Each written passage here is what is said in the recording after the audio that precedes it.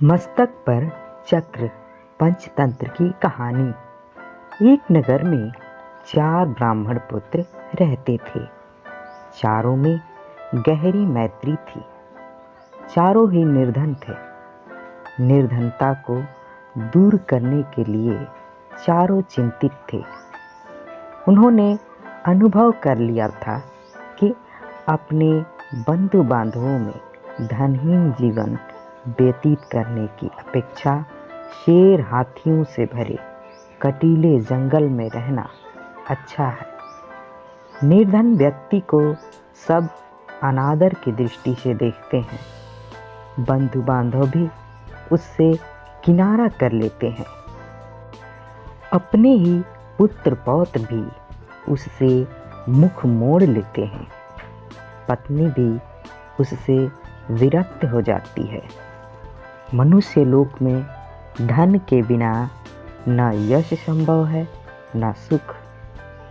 धन हो तो कायर भी वीर हो जाता है, कुरूप भी सुरूप कहलाता है और मूर्ख भी पंडित बन जाता है। यह सोचकर उन्होंने धन कमाने के लिए किसी दूसरे देश को जाने का निश्चय किया। अपने बंधु बांधवों को छोड़ा, अपनी जन्मभूमि से विदा ली और विदेश यात्रा के लिए चल पड़े। चलते चलते क्षिप्रा नदी के तट पर पहुँचे।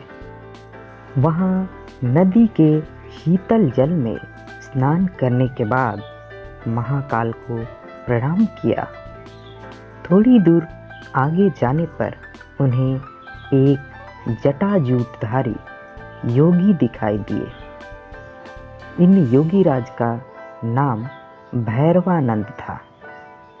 योगीराज इन चारों नौजवान ब्राह्मण पुत्रों को अपने आश्रम में ले गए और उनसे प्रवास का प्रयोजन पूछा।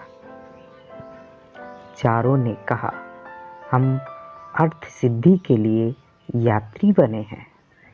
धनोपार्जन ही हमारा लक्ष्य है। अब या तो धन कमा कर ही लौटेंगे या मृत्यु का स्वागत करेंगे। इस धनहीन जीवन से मृत्यु अच्छी है। योगीराज ने उनके निश्चय की परीक्षा के लिए जब यह कहा कि धनवान बनना तो दैव के अधीन है, तब उन्होंने उत्तर दिया, यह सच है कि भाग्य ही पुरुष को धनी बनाता है, किंतु साहसिक पुरुष भी अवसर का लाभ उठाकर अपने भाग्य को बदल लेते हैं। पुरुष का पौरुष कभी कभी दैव से भी अधिक बलवान हो जाता है। इसलिए आप हमें भाग्य का नाम लेकर निरुत्साहित न करें। हमने अब धनोपार्जन का प्रण पूरा करके ही लौटने का निश्चय किया है। आप अनेक सिद्धियों को जानते हैं। आप चाहें तो हमें सहायता दे सकते हैं, हमारा पथ प्रदर्शन कर सकते हैं। योगी होने के कारण आपके पास महती शक्तियां हैं। हमारा निश्चय भी महान है। महान ही महान की सहायता कर सकता है। भैरवानंद को उनकी दृढ़ता देखकर प्रसन्नता हुई। प्रसन्न होकर धन कमाने का एक रास्ता बतलाते हुए उन्होंने कहा, तुम हाथों में दीपक लेकर हिमालय पर्वत की ओर जाओ।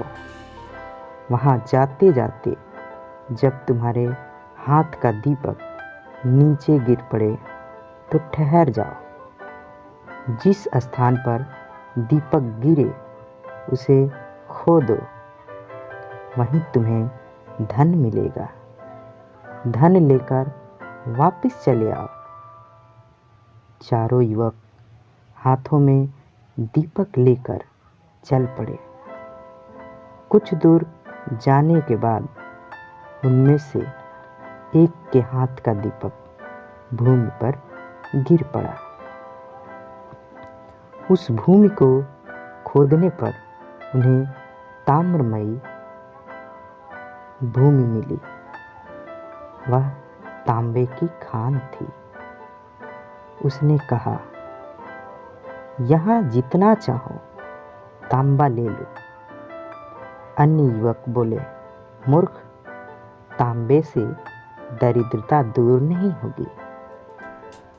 हम आगे बढ़ेंगे। आगे इससे अधिक मूल्य की वस्तु मिलेगी। उसने कहा, तुम आगे जाओ, मैं तो यहीं रहूँगा। यह कहकर उसने यथेष्ट तांबा लिया और घर लौट आया। शेष तीनों मित्र आगे बढ़े। कुछ दूर आगे जाने के बाद उनमें से एक के हाथ का दीपक जमीन पर गिर पड़ा। उसने जमीन खोदी तो चांदी की खान पाई। प्रसन्न होकर वह बोला, यहाँ जितनी चाहो चांदी ले लो, आगे मत जाओ। शेष दो मित्र बोले, पीछे तांबे की खान मिली थी, यहाँ चांदी की खान मिली है। निश्चय ही आगे सोने की खान मिलेगी। इसलिए हम तो आगे ही बढ़ेंगे। यह कहकर दोनों मित्र आगे बढ़ गए। उन दो में से एक के हाथ से फिर दीपक गिर गया। खोदने पर उसे सोने की खान मिल गई। उसने कहा, यहाँ जितना चाहो सोना ले लो, हमारी दरिद्रता का अंत हो जाएगा। सोने से उत्तम कौन सी चीज़ है? आओ, सोने की खान से यथेष्ट सोना खोद लें और घर ले चलें। उसके मित्र ने उत्तर दिया, मूर्ख, पहले तांबा मिला था, फिर चांदी मिली, अब सोना मिला है। निश्चय ही आगे रत्नों की खान होगी। सोने की खान छोड़ दे और आगे चल। किंतु वह न माना।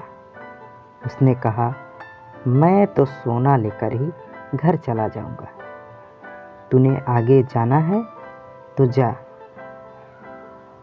अब वह चौथा युवक एकाकी आगे बढ़ा।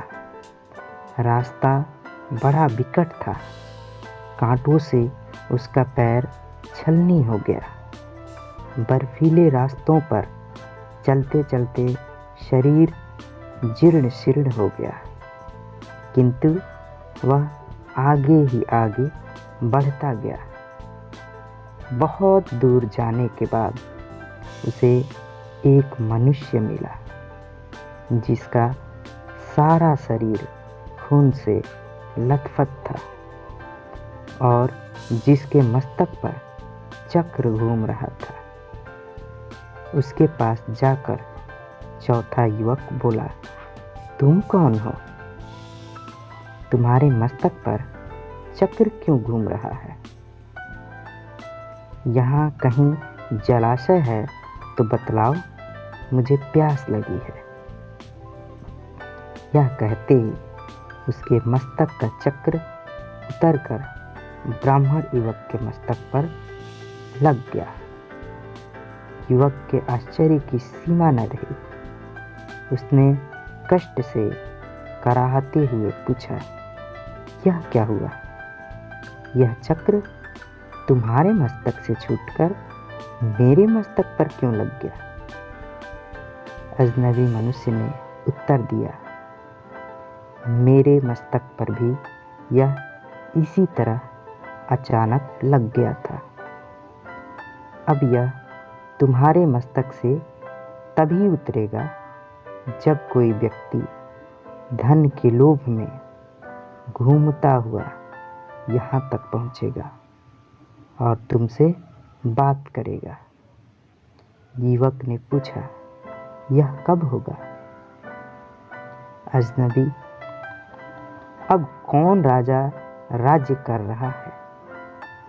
युवक, बीड़ा वत्सराज। अजनबी, मुझे काल का ज्ञान नहीं।